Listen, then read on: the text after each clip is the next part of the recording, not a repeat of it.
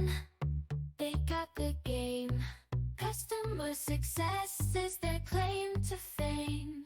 On the podcast, they light the spark, elevating your skills, creating a mark.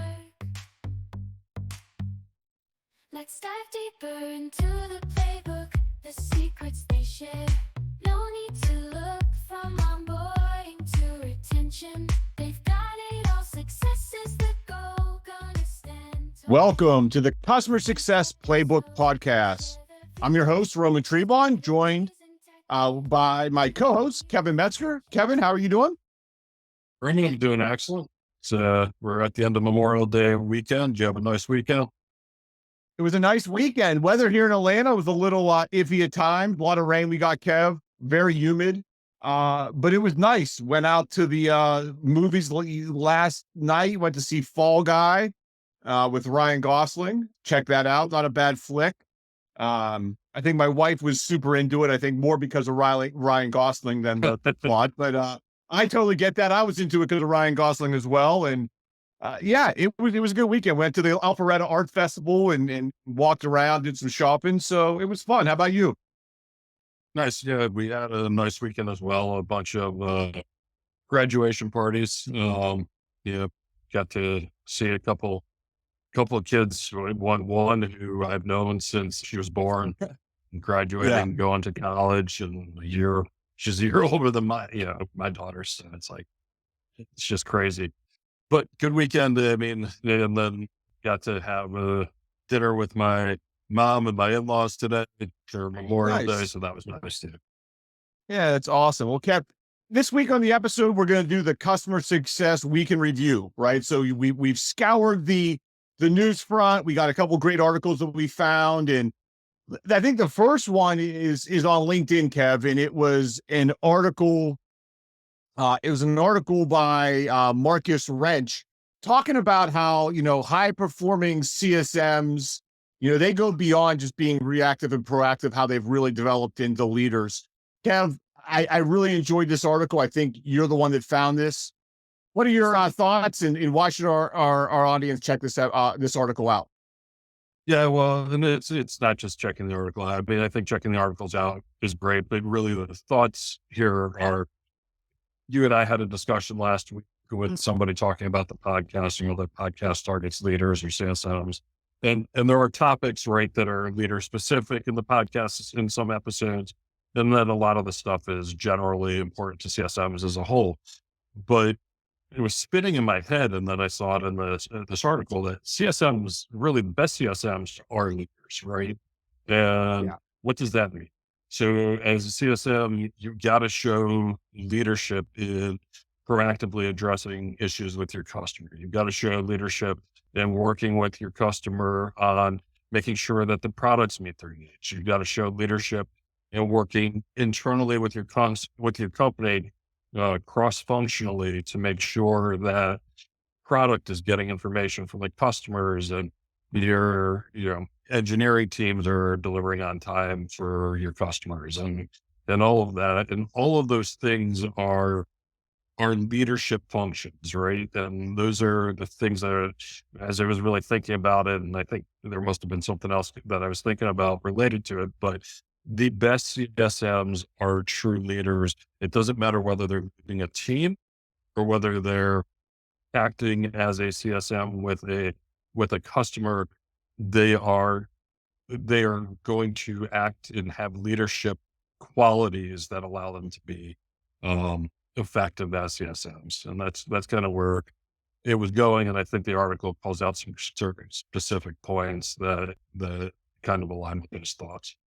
Yeah, a lot of good points in the article, Kev. I liked it. Said leadership in CSM is, picking up customers where they are and leading them into the promised land, right? One bullet stuck out with me, and I love some of and I like the article because there's a lot of each one's like a bulleted list of things to think about. But I like that last one they had in the article, which is, eliminate every single activity that does not help customers to move forward and is not required internally, and focus on scoring the big points, right?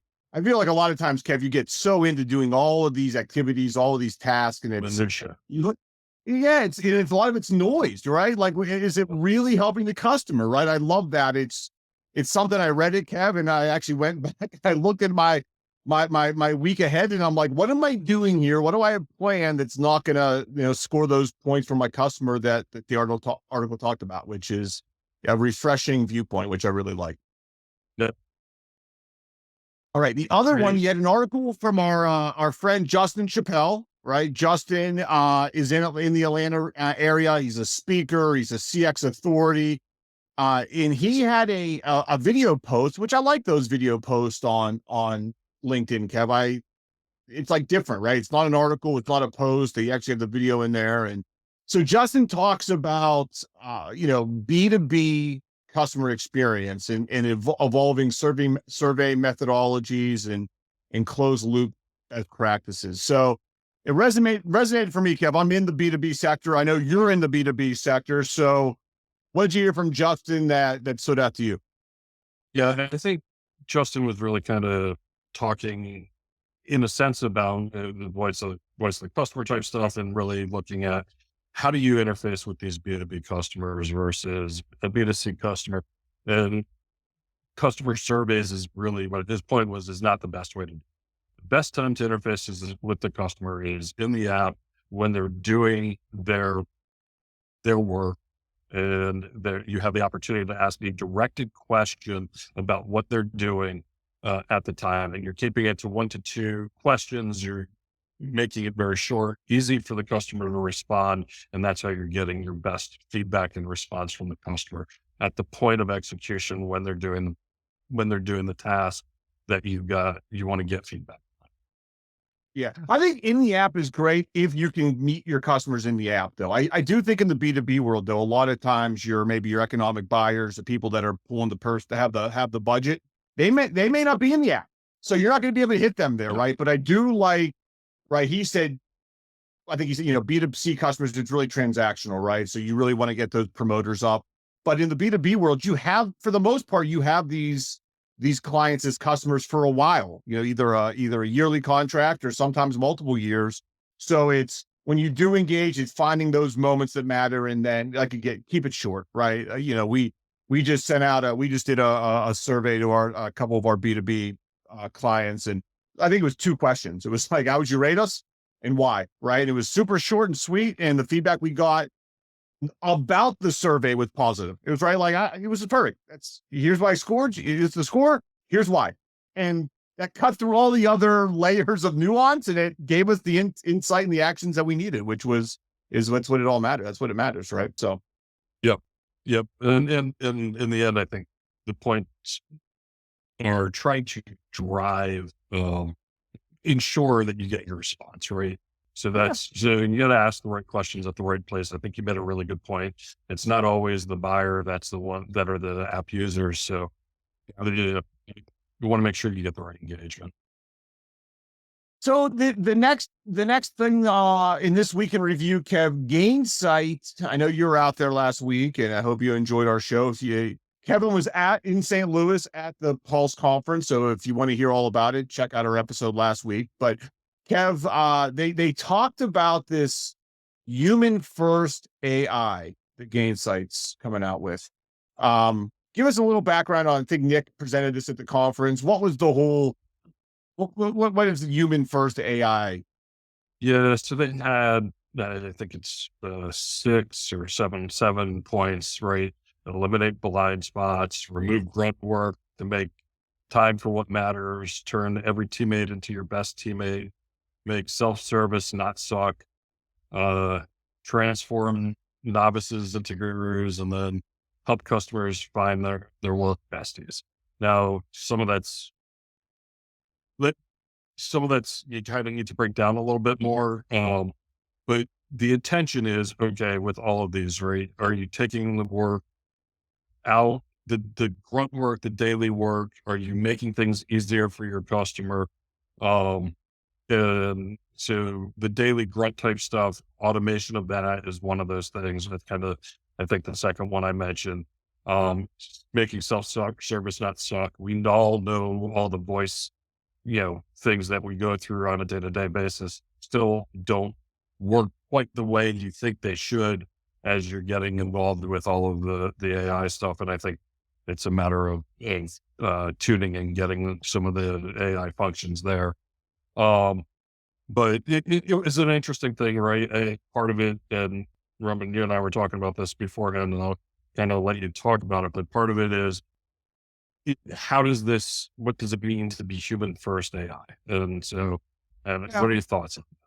Well, again, you shared this with me. I was interested in again, when you read the bullets and what Mr. Meta and Gates I talk about makes sense. Like you said, take all of the low value work. AI can do that and let humans focus on our strengths, right? Which is the high value work, right? I hear it, Kev. My first thought, and you know me, I'm not a very cynical person, but I hear that human first AI, and it's not just Gainsight. I've heard this from other companies now. They are putting human around AI. And to me, it sounds very markety, right? It's softening, I think, the blow of what AI is, or the impact AI is going to have in the workplace, right? Where it's not, I think a lot of people, and there's fear about AI, and there should be, I think, a certain level of fear with AI, right? I don't think it's like end of the world's coming and, Terminator is next week. But I do think, there's people in the workforce that are worried about it. And because of this, I think a lot of companies that are now AI first are putting human first, human centric, and a lot of marketing around AI. So it doesn't feel like AI is coming to get your job. It's AI is now empowering you to do the work that's of a lot of value, empowering you to do the work that you want to do. And like you and I said, Kev, it's not one or the other. I think it both can be true. Do I feel like there's marketing with a lot of this human first AI? Absolutely. Do I think that AI can help you drive out low value work and focus on high value? Absolutely. So I think it's that very gray area, right? Like most things, it's somewhere in the middle there, right? Yeah, yeah, and I agree. I mean, I think and actually, I think the crowd agreed, right? There were a couple points where um, comments that were made about AI, negative comments were made about AI, and there were cheers from the crowd. And honestly, I think it's a conference called South by Southwest, where South by Southwest is basically a conference about technology and Yeah. futuristic stuff.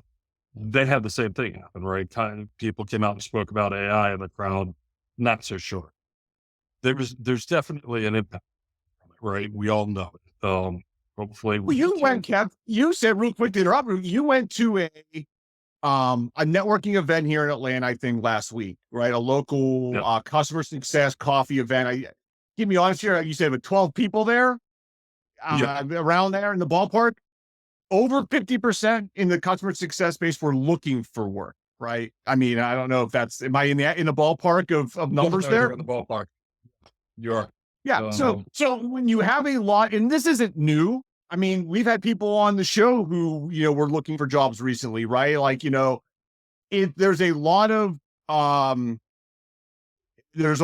change in the customer success space. There's a lot of companies downsizing. There's a lot of people looking for work. So I think with that, when you have AI coming and it's you hear the reduction of work or the automation of tasks, and you don't need people that you don't need 5 people to do the job of what AI could do. When you hear all that, it is I totally get the reaction of the audience, right? Where it's yeah. like I'll tell you, it's tough. It's tough. yeah. And right now, I don't think it's not there yet, right? I mean, it's not AI that is. It's Yes. the economy that's got the jobs going the way they do No, right no, now. no. You're right. But Absolutely not. but from a growth perspective, which we're in an election year. Election years are always tough years economically. Usually get out of an election year, you see an economy kind of tend to go up. And I think you're going to see some economic growth plummeting, regardless of what happens, just because that tends to happen from post-election years. And when you see that, I think you'll see some growth. But the question is, are you going to see the job growth come with it? Because you are going to have AI starting to really be implemented in a lot of these places. And your scale should change. The way you scale, you're not going to need as many people to scale up as much. Now, our roles, right, is to my opinion right now is preparing for this kind of economy and what's happening. Yeah. You need to understand what you can do with AI. You got to be thinking about how you can use it and where you can start applying it to make it, yes, to probably take away some of your daily tasks, but it's going to let you be more effective and service more customers. And then you got to be thinking about, okay, once I can automate all these tasks, what are the next set of tasks I can potentially build and create and then automate, right? So a lot of our work over the next 5, 10 years, and I don't care what field you're in, I don't care what role you're in, I think is going to be looking at how do you optimize the use of AI to make the process work better. And then honestly, I think we're going to have to figure out ways to compensate people for work they did in building those processes so that they can get ongoing compensation for it. But that's, that's beyond the scope of the show. Yeah, that's definitely be on lots of different episodes, at least I'll say that. But it's just the world we're in, Kev, like, the company I'm with, we're growing, right? We're looking to scale, Yep. right? And, we're not, the conversations we have aren't how do we add bodies? It's how do we do more with automate? Like, same thing. How do we automate? How do we streamline processes? I mean, I think we're not unique. We're like every company in the world, all of our clients, every customer is the same way. And the reality is if a job role took 10 people 5 years ago, it's not taking that many this year, and it'll take even less 5 years now, right? It's just the reality of where we're headed. So, But the truth is this isn't a new conversation and it's not a new thing we've been doing for the last 40 years. Automating tasks. I mean, that's what technology has been doing for the last 40 years. So you can go back to the Ford factory line, right? Same thing back then, right? Exactly. Same thing. All right. So Kev, that's a good transition. I don't know if it's a good transition. We're going to transition from that topic to something a little bit more optimistic, which is really human, which is really human, which is all the guests you have lined up. So little sneak peek here, Kev. Who do we have targeted coming up here as we get into June, which is unbelievable. It's already June, right? Yeah. So we've got we've got Nick Majika. I think I'm pronouncing his last name wrong, but Nick Majika from Matic, which I met Nick a couple of times. Now I met him at Gayside. I met him through James. I've seen him do a demo. He has great products. And one of the things I saw Nick kind of post recently related to data and because his product takes data, uses it to put it into operational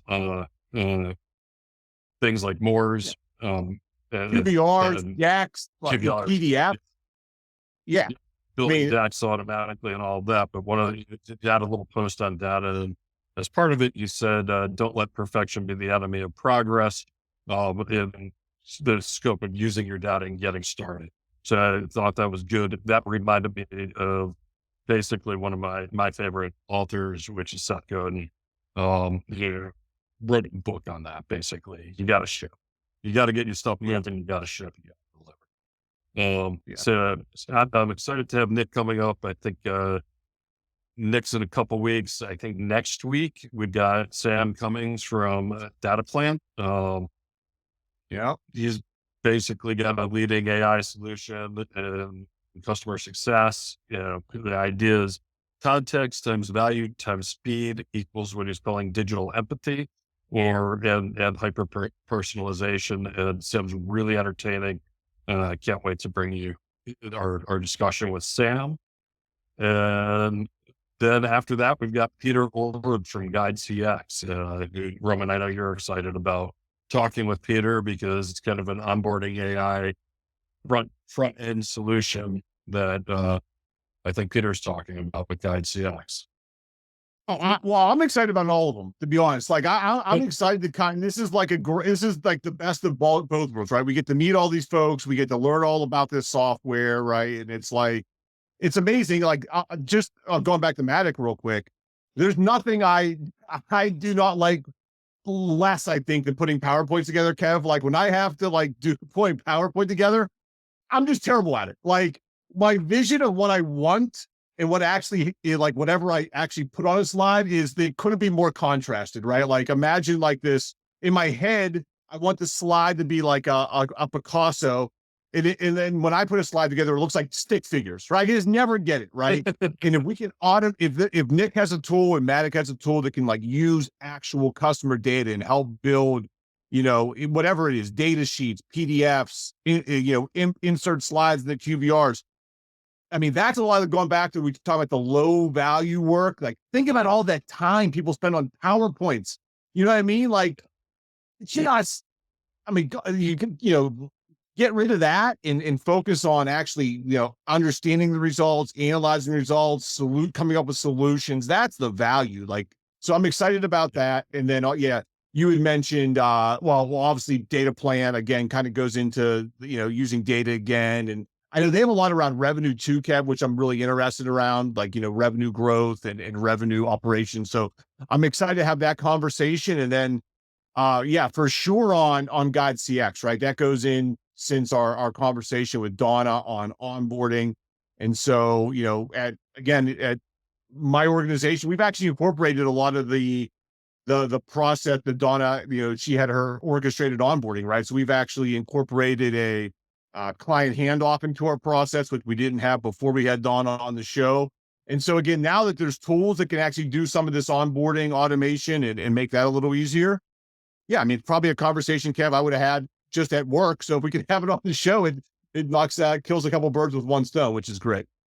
Yeah, and I think some of the other value of the tool that Peter had is I think it does a good job of really, if I remember correctly, helping share information between the sales team and the CSM, professional that's services and the CSM teams as well, which I think, definitely it has been in most companies at one point in time an issue. And it's something that you've got to figure out how to address. If there's a tool to help address it, all the better. Generally, I don't think it's just a tool issue. I think it's also, making sure to understand how to address the politics within the office to make sure that those conversations happen and are more open, and that you're having those the open conversations between sales, onboarding, the CS teams, and all of that. Those are important conversations to have regardless of the tool, but maybe we'll get into absolutely later a little bit too. Yeah, no, I'm excited for it. So you've knocked it out of the ballpark, Kevin, from St. Louis. You've lined up a ton of guests. So, and that's only who we have confirmed.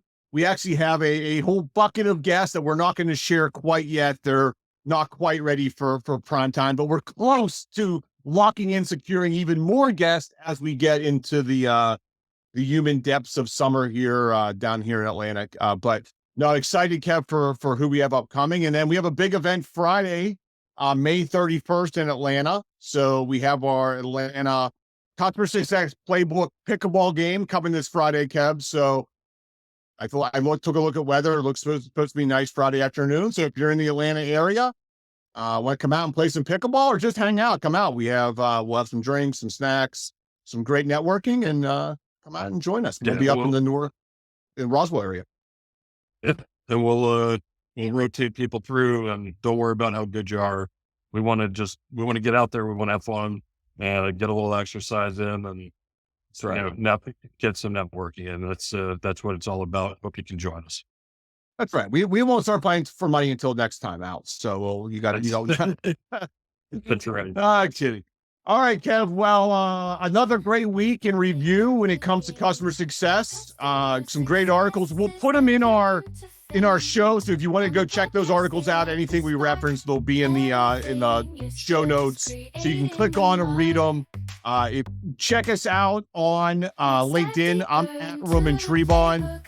Kevin is at Kevin Metzger. We have our own Customer Success Playbook LinkedIn page as well. You can also find us at customersuccessplaybook.ai. Kevin, anything else I missed? Just keep on playing. Strategies and tactics that you can use, from challenges to triumphs, they cover it all, helping you navigate when you hit a wall. So tune in now and join the quest.